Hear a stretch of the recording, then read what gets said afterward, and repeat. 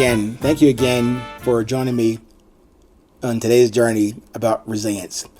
And today we're going to continue from yesterday's discussion. I hate talking about yesterday like it was something we go back to. But you can go back to that episode to review where part one is on this different kind of marriage.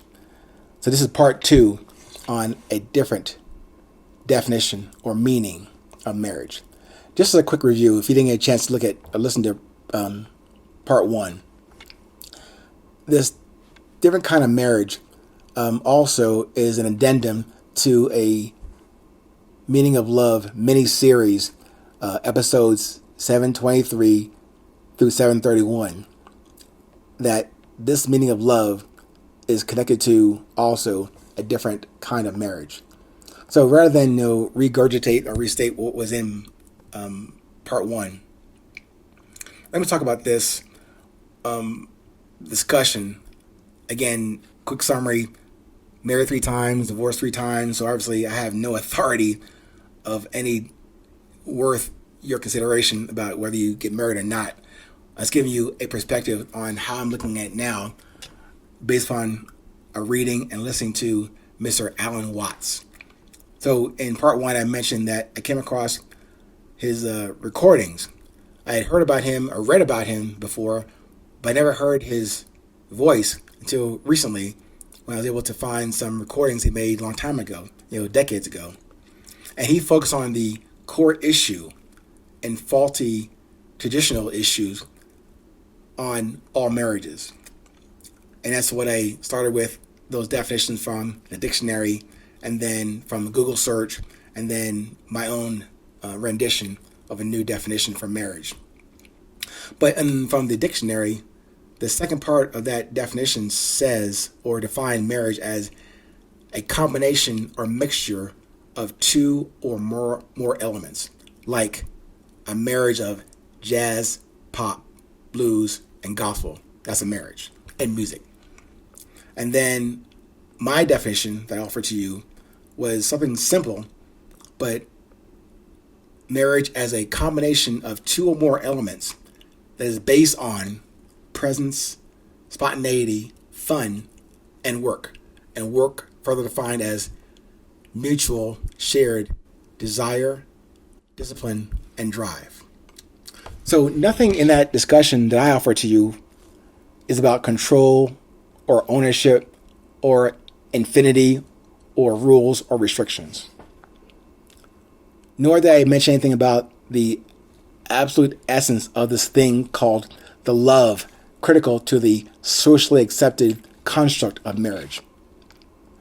If you take a time to look at those episodes, 723 through 731, if you review those Meaning of Love mini-series episodes, you'll see or hear or infer the substance of love that I talk about in that mini-series.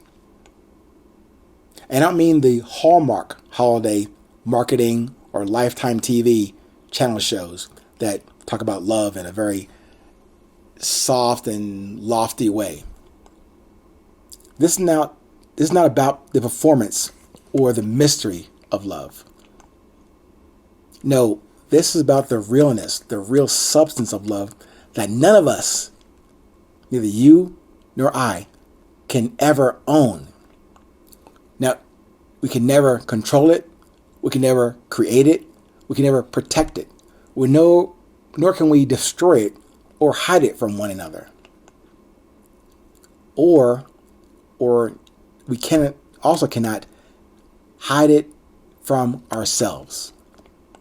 That substance, that heart, that blood, that spark of love and life and inspiration that insisted you and I to exist. Let me say that again. That substance, that heart, that blood, that spark of life and love and inspiration from however you define your higher power, that is what insisted for you and I to even emerge in this life physically. And then for you and I, like today, me talking to you, you listening, we are existing right now from that common spark of life, that love.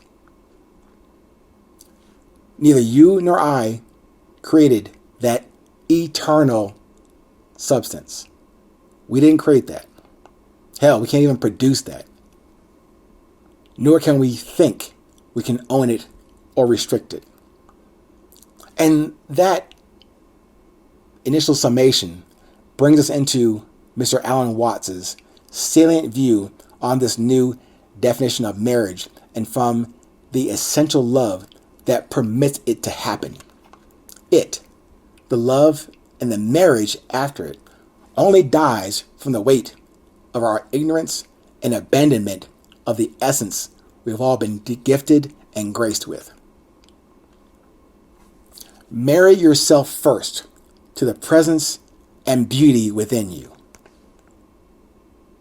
Let me say that again. In terms of marriage, remember that definition that I kind of augmented with my own words? The combination of two or more elements that's based on presence, spontaneity, fun, and work. Just remember that revised, refreshed definition. So before you look at someone else to marry, to join with, to date, or mate with, or merge with, however you want to describe it, just think about that. And it goes back to not because I have this, revolutionary insight that no one else ever has. Eckhart Tolle has already said it. Don Miguel Ruiz has said it.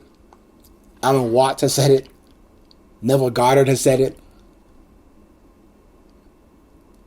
A lot of people before me have said this similar statement about what is essential before you go about and try and conquer the world out there.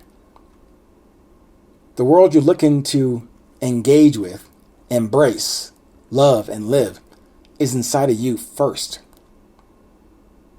And even that world inside of you, you will never, ever control or conquer or own it. It's for you to enjoy while you're here, but not just to be frivolous and be trivial about it.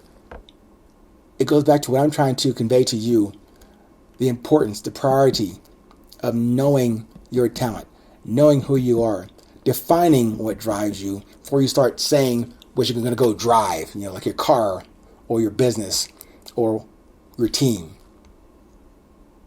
So what I said in closing out this discussion about a new kind or definition of marriage, I'm asking you to consider marrying yourself first to those other elements. The presence and beauty within you. Marry that first. And before you ever consider a marriage to anything or anyone outside of you. Take care. Stay present. Stay calm. No matter where you are in this world, please remember, it's always a 20.